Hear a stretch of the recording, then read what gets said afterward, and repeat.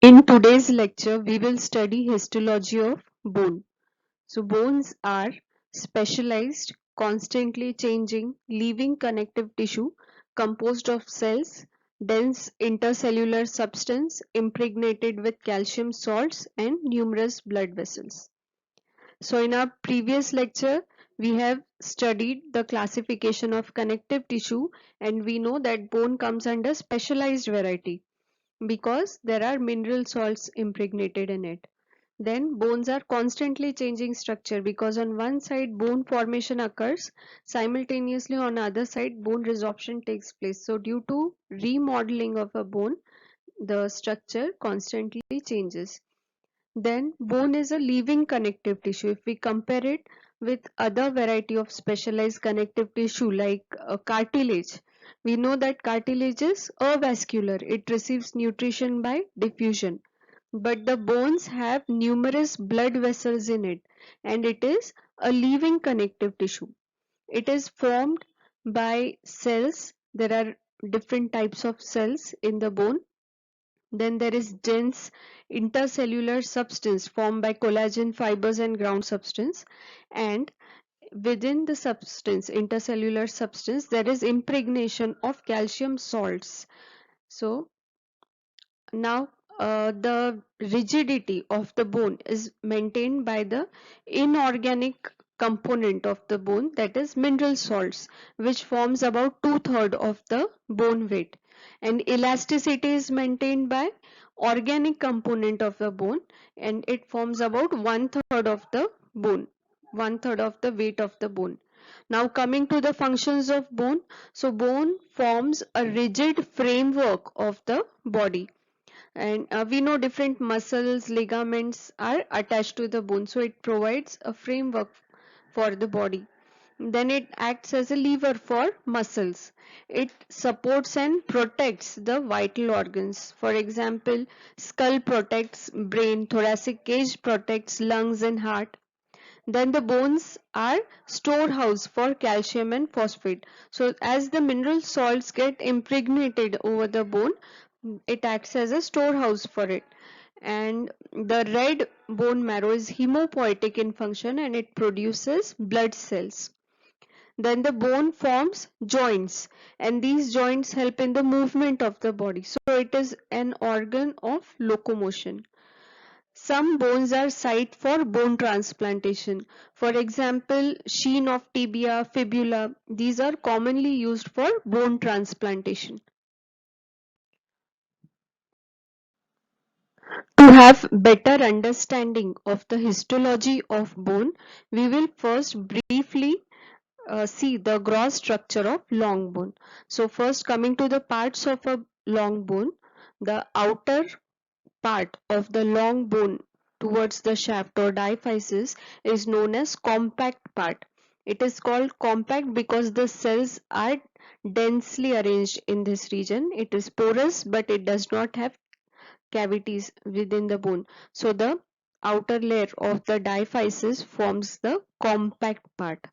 Then the second part is spongy cancellous part. So the inner part of the diaphysis of the bone has medullary cavity, and the inner lining of such bone is spongy or cancellous or trabeculous.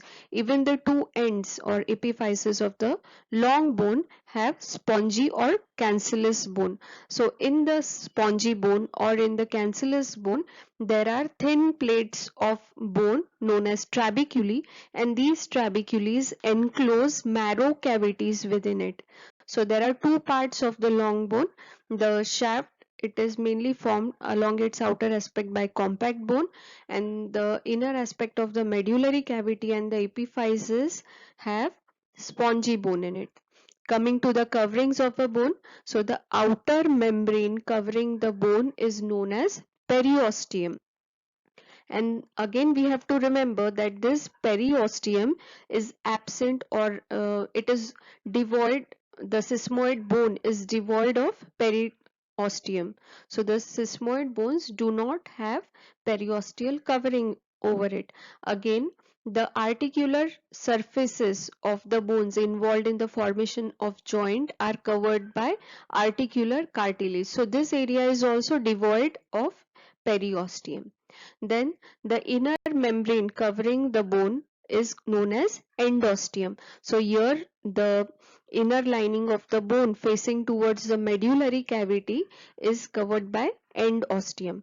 Now coming to the interior, so if we see, now this is a cut section of a bone. So if we see the interior of the diaphysis, it has a cylindrical medullary cavity within it, and this cavity is filled by bone marrow, and the bone marrow is of two types. Red marrow performs the function of hematopoiesis, and yellow marrow contains fats in it. The long bones of upper limb and lower limb develops from a cartilaginous model. So it is known as endochondral ossification, and such cartilaginous model is then replaced by the bony tissue.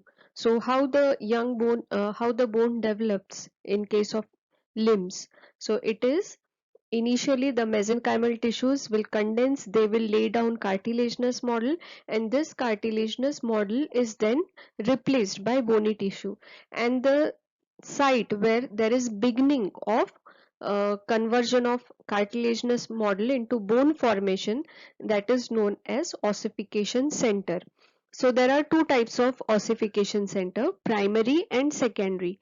So the primary centers appear before birth, and shaft of the long bone is ossified by primary center, and the secondary centers appear after birth, and the secondary centers are for the epiphyseal ends of the long bone. Now we will see the parts of young bone briefly. So the shaft, future shaft of adult bone is known as diaphysis. So the diaphysis part of the bone is ossified by primary center, and it forms future shaft of the bone. Then the epiphyses are the two ends of the long bone. Epiphysis ossifies by secondary center of ossification. Now this blue zone in between epiphysis and diaphysis is known as epiphyseal plate or hyaline cartilage. So it is the site where the growth of bone takes place. Growth of bone occurs at epiphyseal end. So the epiphyseal center, which appears first, unites last with the diaphysis, and that end of the epiphysis is known as growing end of the bone.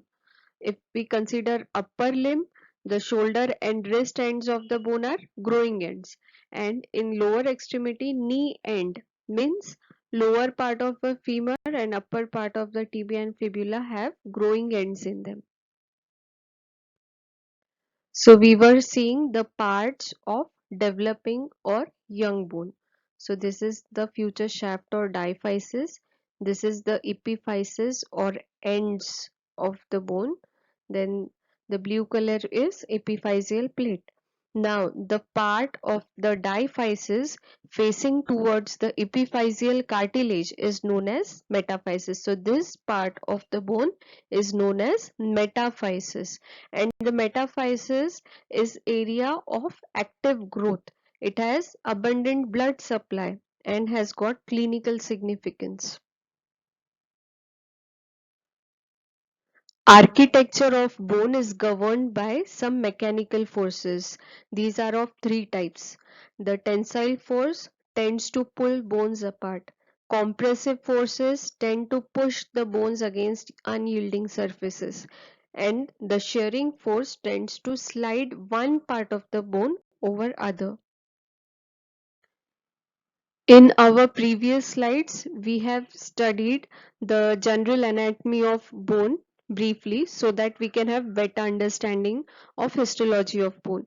So from here onwards, we are seeing the actual histological part of the bone.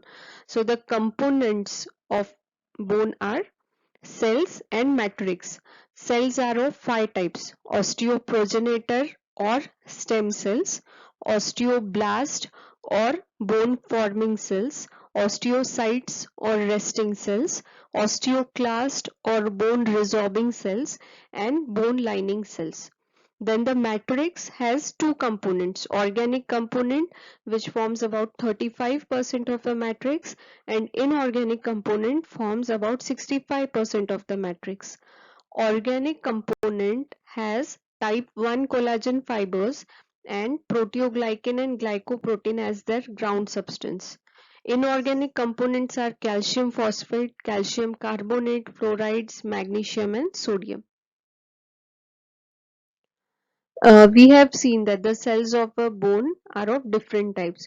So these cells are the osteoclast or bone resorbing cell. They are also known as bone eating cells. So these are all osteoclast. These are monocytes. Then the bone forming cells are the osteoblasts. So these cells are osteoblast.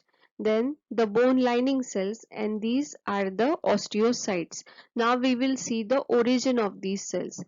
So the hematopoietic cells will give rise to monocytes. Monocytes will differentiate into pre-osteoclast cell, and the pre-osteoclast cells will then form osteoclast. Thus osteoclasts are derived from mononuclear phagocytic cells. Then second variety is osteoblast. So here there are mesenchymal cells. They differentiate into pre-osteoblastic cells, and the pre-osteoblastic cells will form the bone forming osteoblast. Once the bone is formed, the osteoblast are converted into osteocytes. So the osteocytes are derived from osteoblast. So these cells are seen where bone remodeling is taking place, but the site where there is no bone remodeling, it is lined by bone lining cells. The first type of bone cell is osteoprogenitor cell. It is also known as stem cell, and it arises from mesenchymal tissue. So they can be committed or other varieties of osteoprogenitor cells. The committed osteoprogenitor cells will give rise to osteoblast, and they are located in the inner cellular layer of periosteum and endosteum. Also, they line the walls of Haversian canal and Volkmann's canal. Histologically, these osteoprogenitor cells are flat cells and they have elongated nucleus. Second type of cell, bone cell, is osteoblast. Osteoblasts are also known as bone forming cells, and they are derived from osteoprogenitor cells. Histologically, osteoblasts are cuboidal and they have euchromatic eccentrically placed nucleus. Cytoplasm is basophilic.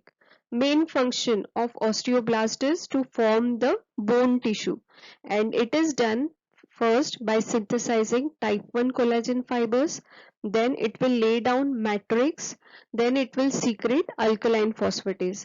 Now initially the matrix is acidic in nature and it does not favor impregnation of mineral salts. Once the osteoblast secretes alkaline phosphatase, there will be impregnation of mineral salts. It also synthesizes osteocalin and osteonectin, which binds the minerals into the collagen bundle. So the function of osteoblast is to form bone. Initially, the bone formed by osteoblast is known as osteoid tissue. So this tissue has more amount of collagen fiber and less inorganic salts in it. Once the bone is formed by the osteoblast cells, now see, these are the osteoblast cells. These are cuboidal, they have eccentric nucleus. These are the cytoplasmic processes of the osteoblast. Now once they lay down the osteoid tissue surrounding them, they will shrink, and after shrinking they will get converted into osteocyte. So these are osteoblasts. Now the osteoblasts are converted into osteocytes, and due to shrinkage, empty spaces are created surrounding the cell body and cytoplasmic process of osteocyte. So the space surrounding the osteocyte cell body is known as lacunae, and the space surrounding its cytoplasmic process is known as canaliculi. So these canaliculi will help in the communication of the cytoplasmic process of one cell with other cell.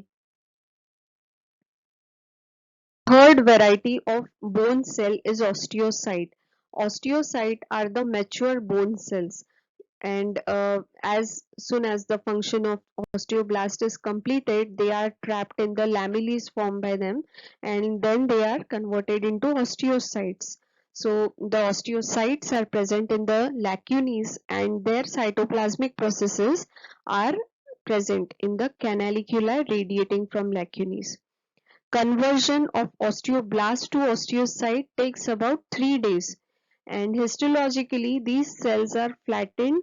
They have a centrally placed nucleus with numerous cytoplasmic processes, and the cytoplasm is basophilic. Average lifespan of osteocyte is 20 to 25 years, and its main function is to maintain integrity of the bone. So it will also secrete alkaline phosphatase, and it helps in remodeling of the bone. So the fourth type of bone is osteoclast. So this is the bone eating cell or bone resorbing cell known as osteoclast, and this is the compact bone. So the compact bone shows house-shaped lacunae or resorption rays. So these are house-shaped lacunae in which the ruffled border of the osteoclast is present. So the osteoclast has three zones in it. So the first zone is formed by the ruffled borders which fit into the house-shaped lacunae. Then the second zone is known as clear zone. So this is the clear zone, and the clear zone seals off bone cell interface at periphery by attachment of actin filament, and it contains cytoplasmic vesicles in it. Then the third zone is basal zone. So the cellular organelles are present in the basal zone. They contain multiple nuclei. We know that osteoclast is multinucleated. So there are multiple nuclei and other cell organelles present in the basal zone. Histologically, osteoclasts are large, multinucleated, and they have eosinophilic cytoplasm. Main function of osteoclast is bone resorption. So it is done by secreting various lysosomal enzymes. So the collagen is digested by secreting gelatinase, collagenase and protease. Then the osteoclast will secrete acid phosphatase which will dissolve the inorganic salts, and thus it will remove the matrix. Osteoclast produce acid phosphatase, which is a clinical marker of osteoclast activity, whereas osteoblast secrete alkaline phosphatase, and it shows, or it is clinical marker of osteoblastic activity. The osteoclast are derived from mononuclear phagocytic system. Bone is highly vascular, and it receives nutrition by the blood capillaries present in Haversian canal. So the osteocytes are kept alive by nutrition from surrounding capillaries. Lacunae and canaliculi communicate with each other, and they are filled with the tissue fluid which is diffused from one capillary in the Haversian system, and the canaliculi are connected with the Haversian canal and periosteal arteries. So far, we have seen different types of cells of the bone. Now coming to the matrix, we know that matrix is formed by organic component and inorganic component. Organic component is mainly formed by type 1 collagen fibers, and the ground substance is mainly formed by proteoglycans, glycosaminoglycans. Inorganic component of the bone are calcium phosphate. It forms about 85% of total salts in the bone, and the other inorganic components are calcium carbonate, calcium fluoride, magnesium and sodium. Now again, there are some interesting facts, like the matrix of a bone is formed by organic component and inorganic component. So the organic component is mainly collagen fibers and ground substance. So if we burn the bone, the organic component will be destructed, and such bone which has only inorganic matrix will be brittle in consistency. And if we remove the inorganic material, that is mineral salts, from it by treating it with the acids, then the rigidity of the bone is lost and the bone becomes so flexible that we can even tie knot of the bone. In our earlier slides, we have covered the components of bone, mainly cells, organic and inorganic component. Now we will see the classification of bone. So bones are classified by three ways. So the first way is depending on the maturity of a bone. If the bones are immature, like in early embryonic life or in fracture healing, they are known as woven bone. And when the bones are mature, they are known as lamellar bone. So lamellar bones are secondary bones and they have regular lamellar pattern of arrangement. Then the second way of classifying it is based on the histological appearance of a bone. So the compact bone is one in which the cells are densely packed and there are no visible cavities, and the spongy bone or cancellous or trabecular bones are one in which there are bony trabecules, thin rods of a bony trabecules are there and they enclose cavities within them, so they appear sponge like. And based on the development of the bone, they are classified as membranous bone and cartilaginous bones. Based on the maturity, bones are classified as lamellar and woven type. So first we'll see what is lamellar bone. So lamellar bones are mature or adult bone and they are made up of layers of lamellae. So what are these lamellae? These are thin plates of bone layered over one another. And as we have studied earlier, and you can see in the first diagram, the osteoblast will form the lamellae, and once the function is completed, the osteoblast will shrink, they will form osteocytes, and the space surrounding the cell body of osteocyte is known as lacunae, and the space surrounding the cytoplasmic process of the osteocyte is known as canaliculi. Also, the collagen fibers in one lamellae run parallel to each other, and in adjoining lamellae they are in different directions. So the pattern of arrangement of collagen fibers is regular in lamellar bones.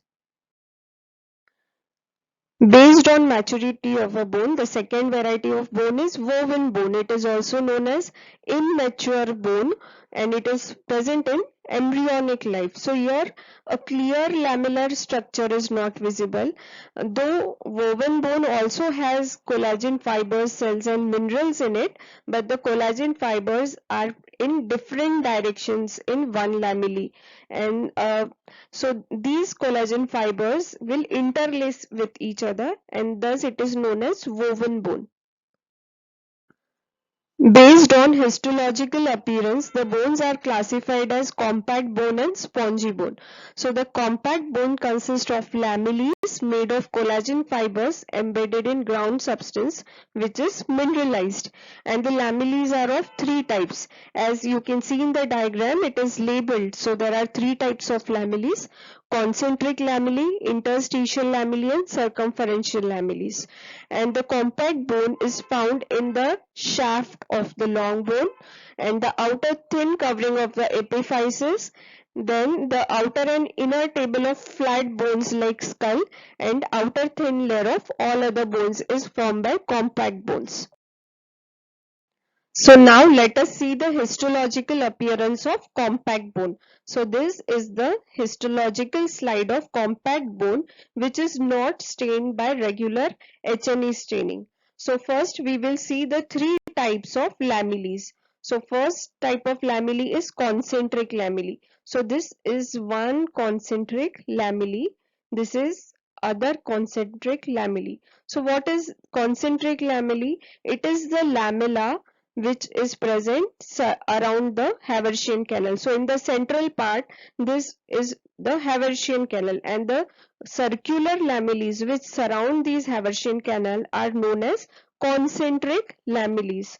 Then the second variety of lamellae is interstitial lamellae. So in between the concentric lamellae, we have the interstitial lamellae. So this is interstitial lamellae. So between the adjacent or newly formed osteon are the interstitial lamellae. And we say that the older osteons will form interstitial lamellae, and they also have lacunae and canaliculi in them. Then the third variety of lamella are the circumferential lamella. So these are the outer and inner layer of circumferential lamellae. So the outer circumferential lamellae is present under the periosteum of outer surface of the bone, and the inner circumferential lamellae is present deep to the endosteum. Now see, the centrally placed Haversian canal surrounded by concentric lamellae will form one osteon. So this is the osteon, which is structural and functional unit of the compact bone. So the osteon is formed by centrally placed Haversian canal and at least 4 to 5 layers of concentric lamellae. So this is first variety of lamellae surrounding the Haversian canal, that is concentric lamellae. And in between the concentric lamellae we can see interstitial lamellae, and the third variety is surrounding the outer surface and the inner surface of a bone. Now again, what we should remember here is the lamellae, in between the lamellae are the osteocytes. Osteocytes will get trapped in between the lamellae, and they are present in the lacunae. So these are the lacunae in which the osteocytes are present, and from the lacunae, the radially extending structure are the canaliculi, which contains cytoplasmic process of the osteocytes. The structural and functional unit of compact bone is the Osteon or Haversian system. So how this Haversian system is formed? There is centrally placed Haversian canal which runs parallel to the long axis of a bone, and this Haversian canal, you can see this is the Haversian canal. So in living subjects, it contains blood vessels, nerve fibers, and it is surrounded by concentric lamellae. So this forms the osteon. So we can demarcate one osteon from other osteon. Okay, so we can make out the osteons, and these are the structural and functional units of a compact bone. Now these are the lacunae in which osteocytes are present. Then from the lacunae radiates the canaliculi. So these canaliculi have cytoplasmic processes. The protoplasmic process of one osteocyte will communicate with other osteocyte by making gap junctions, and thus it helps in exchange of nutrients. Now other new term here is the Workman's canal. So we have seen in the central part of each osteon there is Haversian canal, and these Haversian canals run parallel to the long axis, means they are present in vertical alignment, and these transverse or obliquely placed canals are known as Workman's canal, and their function is to communicate the Haversian canals. So they are perpendicular or oblique to the Haversian canal, and they are not surrounded by concentric lamellae. So the function of Workman's canal is to connect one Haversian canal with other, and thus it connects one osteon with the other, and it thus helps in the passage of blood vessels, nerves, and nutrients. Now other important term is the cement line. So each osteon is surrounded by a distinct reflectile layer of mineralized salt, and it is known as cement line. So cement line is the outermost line of the osteon. It is the outermost line of the osteon, and it does not have collagen fibers, and that's why it is distinctly visible. Function of osteon is to provide strength to the shaft of long bone to support and transmit body weight. It also acts as reservoir of calcium salts, and the stem cells produce various types of white blood cells and lymphocytes. So we have seen most of the histological slides in our UG curriculum are stained with hematoxylin and eosin, so they appear pink and blue. But if we take the section of bone, it is unstained slide. So it is the ground section of the bone. And what is this ground section? So it is a thin section of hard tissue like bone or tooth, and here the section is prepared without using any stain or chemical, and thus the normal anatomy of the structure is maintained. So we take a thin bony chip and we grind it with carborundum stone, and then after doing such section it is cleaned, it is dried, and it is mounted on the slide. And when we do the ground section, osteocytes will die. So the cells are lost during grinding procedure. The transverse section of compact ground bone shows three types of lamellas: circumferential outer and inner circumferential lamellas, then concentric lamellas and interstitial lamellas. Then it will show two types of canals. Centrally placed is the Haversian canal, which, which runs long and parallel to the long axis. So the Haversian canals run parallel to the long axis of a bone. And the second is the Workman's canal. Workman's canal appear horizontal or oblique, and it runs perpendicular to the long axis of a bone, and these will connect the adjacent Haversian canals. Also we can see the lacunae in between the lamella, which have osteocytes in it, and the canaliculi have cytoplasmic processes of the osteocytes. In the longitudinal section of compact ground bone, we can see the Haversian canals. So these are Haversian canals, and they run parallel to each other and parallel to the long axis of the bone. And surrounding these Haversian canal are the lamellas. So these are the lamellas which have lacunae, osteocytes, canaliculi having cytoplasmic processes in it. And this structure is the Workman's canal.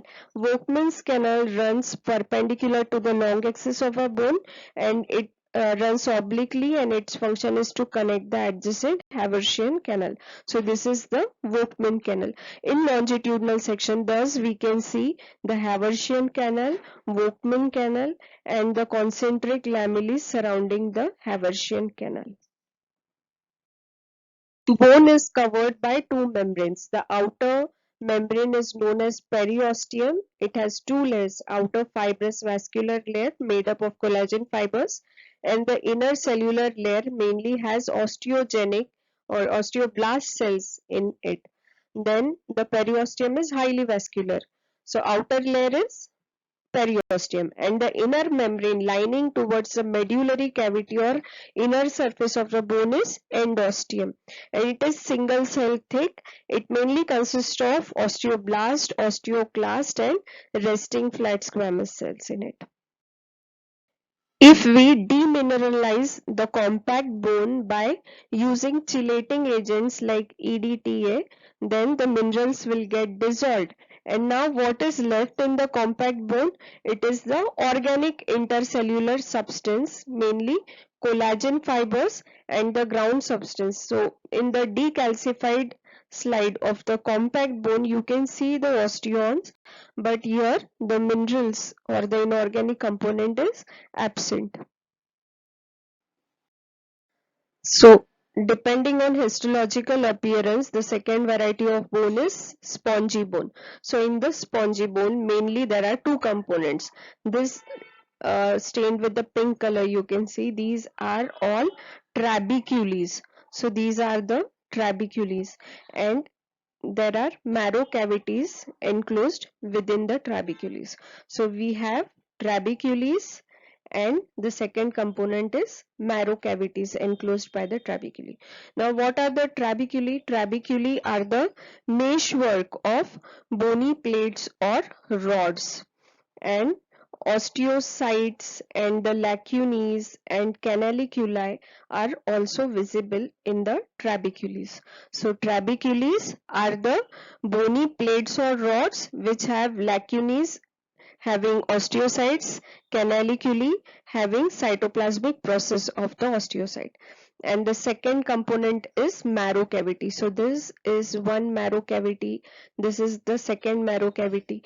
Trabecules enclose marrow cavity within it, and these marrow cavities are filled with blood vessels, nerves, then fat cells, hemopoietic cells, and the trabeculae are externally covered by periosteum, which has osteoprogenitor cells, osteoblast, and osteoclast in it. The trabecules do not have Haversian canal or Volkmann's canal, and all the spongy bones have thin covering of compact bone over its outer aspect. Blood supply of the spongy bone is directly from the marrow cavities enclosed by the trabecules, as they contain blood in them. And the example of spongy bone is the marrow cavity or the medullary cavity of the long bone present in the diaphysis and the epiphyseal end of the long bone. Also, we have trabecular or spongy bones or cancellous bones in the short bone, flat bones like skull, irregular bones like the hip bone, scapula. And the function of spongy bone is, again, it has red marrow which is erythropoietic in function, and as the spongy bones are present in the epiphyseal ends, they transmit weight of a body to the shaft. Third way of classifying the bone is depending on the development of the bone. So it is more of embryology part. So if the bones develop from membrane or directly from the mesenchymal tissue, these are known as membranous bone. And if the mesenchymal tissue is converted into cartilaginous model and then the cartilaginous model is replaced by formation of bone, it is known as endochondral bone or the cartilaginous bone. As this portion is covered in embryology, we will briefly revise what is membranous ossification or membranous bone. So just concentrate on the diagram. Membranous bones are mainly found in the vault of the skull, and the stages in the membranous ossification are, in the first diagram you can see there are mesenchymal cells. The star-shaped cells are mesenchymal cells. They will first condense and then they will differentiate to form osteoblast. So you can see the label of first diagram. So the central large cells are the osteoblast. So mesenchymal cells have now differentiated into osteoblast. Once the osteoblast are formed, they will synthesize collagen fiber and they will lay down the matrix, and this initial form of the bone is known as osteoid, and this osteoid has more amount of collagen fiber and less amount of inorganic salts. Then the osteoblast will secrete alkaline phosphatase. Alkaline phosphatase will make the matrix favorable for impregnation of inorganic salts. And once the function of osteoblast is completed, it is converted into osteocytes which line the lacunae. So from the outer aspect, the osteoblast will continuously form the bones in the form of lamellae, and the osteoblast will then get converted into osteocytes which will be trapped in these lamellae, and they are present in the lacunae. And thus after completing the function, means the osteoblast will continuously deposit one lamellae over the other, and initially it is in the form of trabeculae or cancellous bone, and later it is converted to it is converted to compact bone. So mainly membranous bones are found in flat bones like vault of the skull. Cartilaginous ossification or endochondral ossification of bone mainly occurs in the long bones of the upper and lower limb. So what is the basic difference in the membranous ossification? The mesenchymal cells will condense, they will form a membranous tissue which is then converted into bone, whereas in cartilaginous model the mesenchymal cells will condense, they will form a cartilaginous model which is then converted or replaced into bone. Now why this is necessary? If we consider the long bones of upper limb and lower limb, here the growth occurs. So initially hyaline cartilage is present in the epiphyseal plate of the long bone, and once the growth is completed, this hyaline cartilage is replaced by the bone, which and this process is known as ossification. And when the ossification of bone occurs, there is no further growth of the bone. So now we will see the histological appearance of the bone. We have one slide of developing bone or epiphyseal cartilage. So initially the mesenchymal cells, they will differentiate, they will lay down hyaline cartilage, and the hyaline cartilage present in the epiphyseal plate of the long bone shows 5 different zones. So if we go from superficial to deep, most superficially we have the resting zone. So here the cells are small, they are flat, they have elongated nucleus, and they are irregularly arranged. Then second zone is zone of proliferation. Here the cells are round to spherical and they are regularly arranged in vertical columns. Third is the zone of hypertrophy. Here the size of these cells will increase. And again we should remember that this is a cartilaginous model, so the cells are either chondroblast or chondrocytes. So in the resting zone we have immature chondroblast cells which are mitotically dividing, and they are forming chondrocytes. So in the zone of proliferation and zone of hypertrophy, mainly we have the large size chondrocytes in them. Now after that there is zone of calcification, means the minerals will get impregnated in the matrix, and once the matrix has calcified, the nutrition which was initially received by the cartilaginous model through diffusion is now stopped. There is no further diffusion, and thus the cells will die and there will be empty spaces or lacunae in the zone of calcification. And now this cartilaginous model is replaced by the formation of bone. So that last zone is zone of ossification, where the bones will replace the cartilaginous model. In our initial slide, we have seen epiphyseal plate which has 5 zones. So outer, the superficial most is resting zone which has chondroblast in it. Then the mature cells are present in the proliferative zone and hypertrophic zone.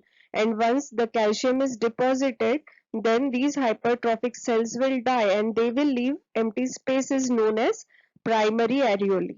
And the this model, cartilaginous model, is covered by perichondrium, which has outer fibrous layer and inner cellular layer. So the cellular layer of perichondrium will differentiate into osteoblast, and once the osteoblasts are formed, they will start replacing the cartilaginous model by the bony tissue. So initially a periosteal bud is formed, and its outer aspect has osteoblast which will keep on forming bone, and the inner aspect has osteoclast which will eat up, or it will resorb the bone, and it will create a medullary cavity the osteoclast will create a medullary cavity which has blood vessels in it, and the periosteal bud will excavate into the calcified matrix, and thus the site where the beginning of bone formation has occurred is known as primary center of ossification, and it is the diaphysis or future shaft of the long bone. So perforation of the bud, periosteal bud, persists as nutrient canal, and the osteoclast of the periosteal bud which are present on the opposite side, they will destroy the calcified walls of the primarily laden cartilaginous model, and the primary areolar are now increased in size and they are converted into secondary areoles or spaces, and these secondary areoles are now filled with the marrow. So it produces a marrow cavity, and it is again lined by osteoblast. So osteoblast will proliferate, they will keep on depositing new bone on the outer surface along the walls of the areoles, and they will keep on depositing lamellas one over the other, and thus the bone formation occurs. Remodeling of bone by osteoclast thus forms medullary cavity.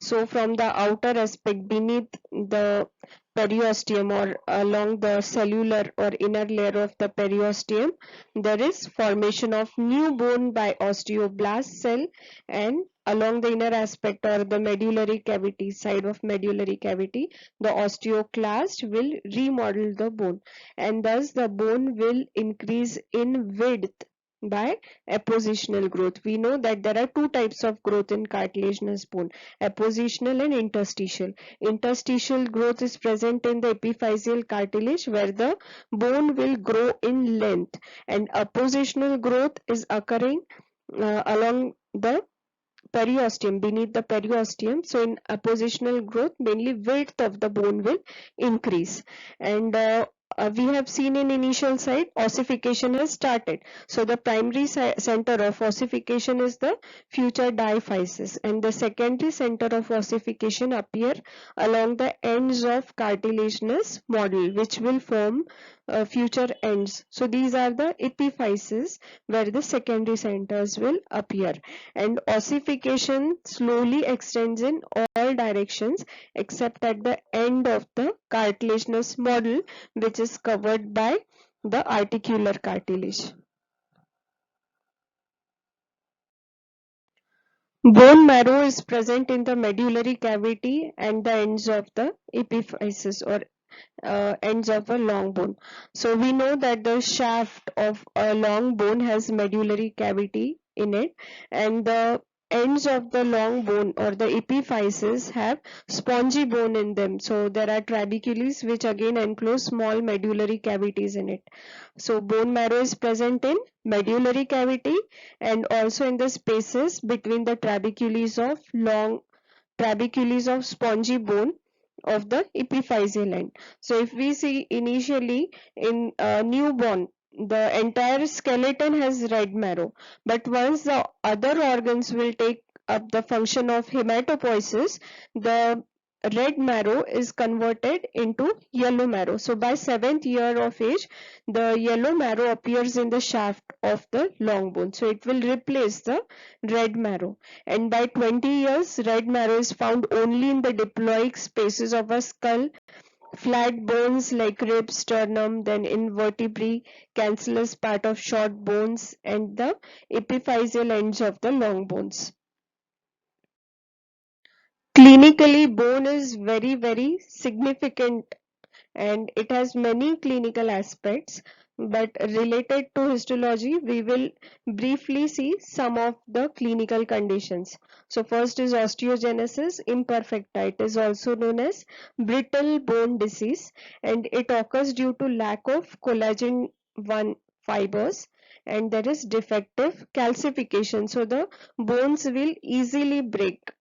Then the second condition is scurvy. It is due to deficiency of vitamin C. Again, there is inadequate synthesis of collagen, and the matrix is also not properly formed. Deficiency of vitamin D in children is known as rickets, and in adults it is known as osteomalacia. So if there is deficiency of vitamin D, it reduces mineralization of bone matrix and it causes bowing of long bones. So why there is bowing of long bones? Because the bones cannot transmit the weight, body weight. Then second condition is osteoporosis, means reduced density of a bone. Here osteoporosis commonly occurs in old age and in post-menopausal women. So after a certain age, means in old age, the bone formation is reduced and there is increase in bone resorption, and thus osteoporosis occur. And again in case of women, uh, there is a secretion of estrogen, and estrogen will help in deposition of calcium salt and other mineral salts in the bone. But after menopause, the estrogen level will decrease and thus it will increase the osteoclastic activity and it will increase bone resorption. Thus osteoporosis is more common in old age and in postmenopausal women. Then the benign tumor of the bones or osteoblast is known as osteoma, and the malignant tumors arising from the bone or osteoblast is known as osteosarcoma. For the growth of bone, the main nutrients required are vitamin C, vitamin A and vitamin D. So vitamin C is essential for synthesis of collagen fibers, then osteonectin, osteocalcin, which will bind the mineral salts with the collagen, and if there is deficiency of vitamin C, it leads to scurvy. Then vitamin A is essential for normal functioning of osteoclast. It will balance bone formation and bone resorption activity, and if the bones become thick, that is osteopetrosis, if there is excess vitamin A, uh, and vitamin D deficiency leads to rickets and osteomalacia. So absorption of minerals from the gastrointestinal tract requires vitamin D, and if there is deficiency of vitamin D, it will delay in the process of ossification of bones. There are certain hormones which play important role in the bone growth. So first is growth hormone, which is secreted by the pituitary gland, and it helps in the growth and proliferation of chondrocytes in the epiphyseal plate. If there is deficiency of growth hormone, it leads to dwarfism, and if there is excess secretion of growth hormone, it leads to acromegaly. Then the second hormone is thyroid hormone. It helps in growth and remodeling of the bone. Estrogen helps in deposition of calcium and phosphorus in the bones. Then the adrenal glucocorticoids and testosterone helps in the growth and ossification of bones. Parathyroid hormone increases osteoclastic activity and bone resorption, and that will increase the blood calcium level, whereas calcitonin hormone decreases osteoclastic activity and it decreases the blood calcium level.